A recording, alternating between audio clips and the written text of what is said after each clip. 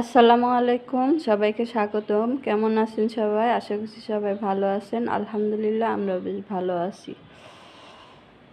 তো এই যে এখানে দেখতে পাচ্ছেন আম, কাঁচা আম।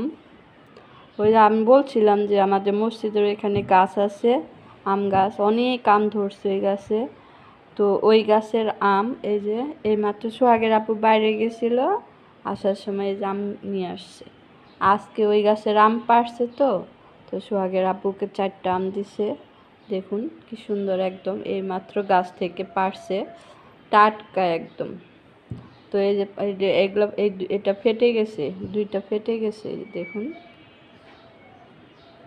ফেটে গেছে।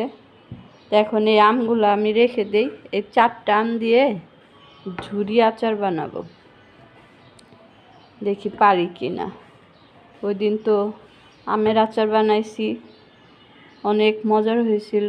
এই যে দেখুন, খাওয়া অর্ধেকটা, এক বয়মের শেষ হয়ে গেছে প্রায়, আর একটু আছে, আরেক বয়ম ফ্রিজে রেখে দিছি। আর এটা দিয়ে আচার বানাবো।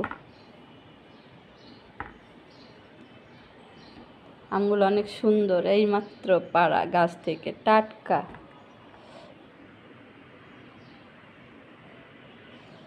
তো বন্ধুরা, ঠিক আছে, এখন রেখে দেই, তারপর যখন আচার বানাই তখন আপনাদের দেখাবো।